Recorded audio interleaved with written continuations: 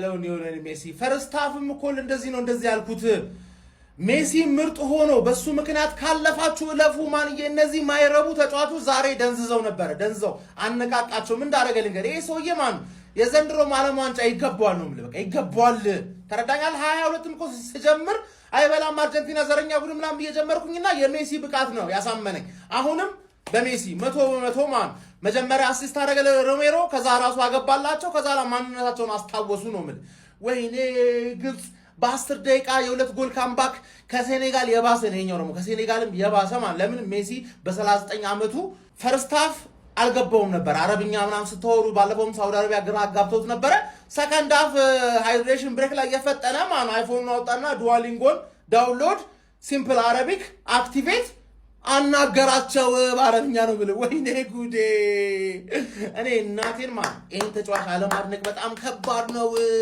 እነዚህ ተጫዋቾች እኮ ነው ፕሪሚየር ሊግ ምናምን የሚጮህ ተጫዋቾች እኮ እነሱ ማድረግ ማይችሉትን ነገር እኮ ነው የሚያደርገው።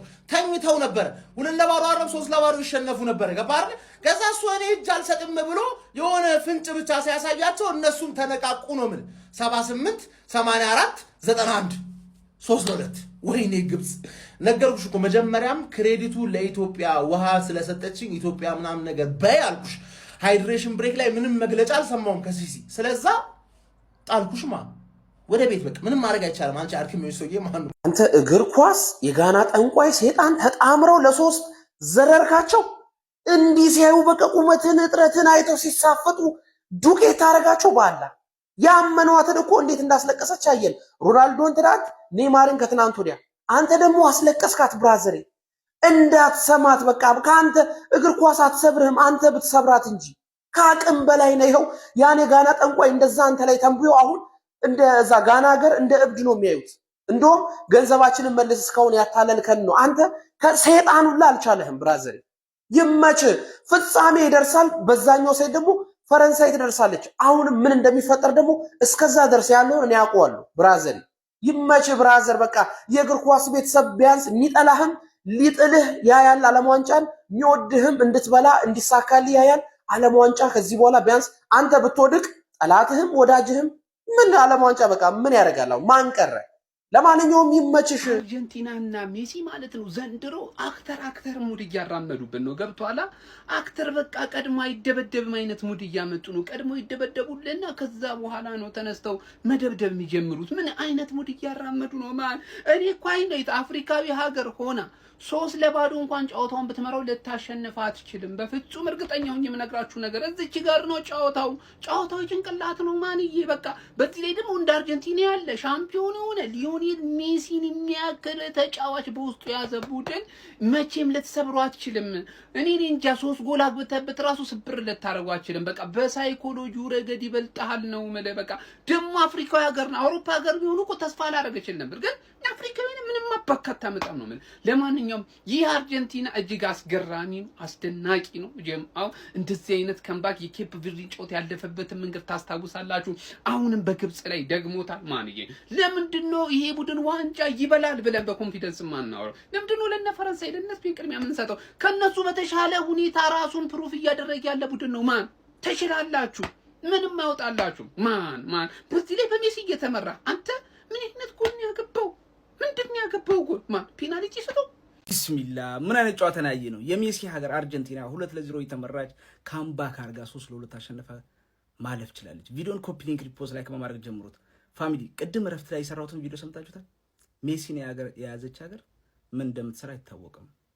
ይቀጣችኋል አጋጣሚውን ካልተጠቀማችሁ። 2-0 3-0 ብትመራ ሜሲ በህይወት እያለ ሜዳ ላይ እዛ እያለ ምን እንደሚያደርግ አታውቁት። ምክንያቱም ምንታተኛ ነው።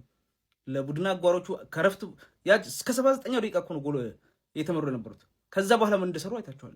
ልጆቹም ከዛ በኋላ ሞራላቸው መጣ። በርግጥ ግን አብሯቸው ያለው ሜሲ ነው። እንዴት እሳት አይሆኑ?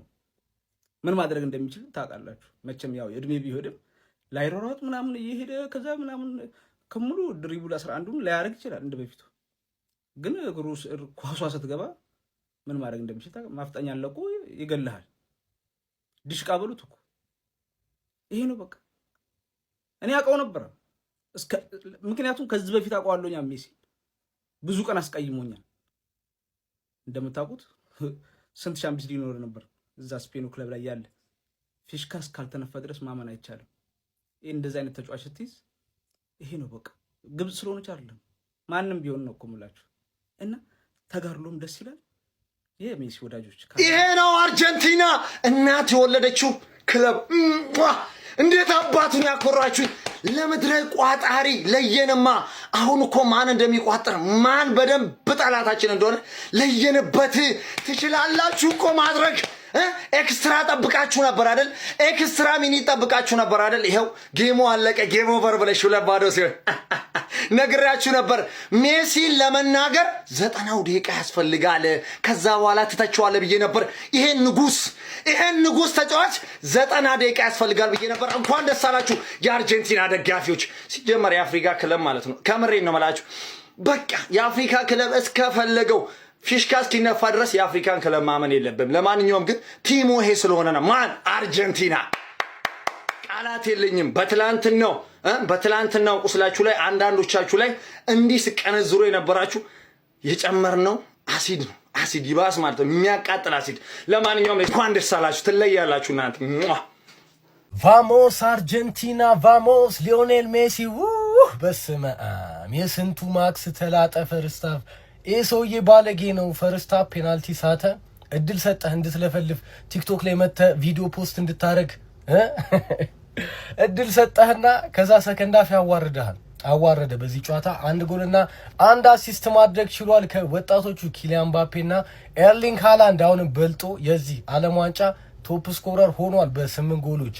በዓለም ዋንጫ ታሪክ ብዙ ጎሎችን ያስቆጠረው ሊዮኔል ሜሲ ነው። በ9 ተከታታይ የዓለም ዋንጫ ጨዋታዎች ላይ በተከታታይ 9ኙም ጨዋታ ላይ ጎል ያስቆጠረ ብቸኛው ተጫዋች። ያ ብቻ አይደለም፣ ባለፈ አሲስቱ ተሰርዛበት ነበር። እንግዲህ ተጨርፏል ተብሎ ኦን ጎል ነው ተብሎ ተሰርዞበት ነበረ። ዛሬ አሲስት ማድረግ ችሏል ከዲየጎ ማራዶና። እንግዲህ በአንድ በመምለጥ በዓለም ዋንጫ ታሪክ ብዙ አሲስት ያደረገው ተጫዋች ሆኗል ማለት ነው። በዓለም ዋንጫ ታሪክ ብዙ አሲስት ሜሲ፣ በዓለም ዋንጫ ታሪክ ብዙ ጎል ሜሲ፣ በዓለም ዋንጫ ታሪክ ብዙ ማን ኦፍ ደ ማች ያለው ሜሲ፣ በዓለም ዋንጫ ታሪክ ብዙ ፕሌየር ኦፍ ደ ቶርናመንት ወይም የዓለም ዋንጫው ምርጥ ተጫዋች ተብሎ የተመረጠ ሜሲ።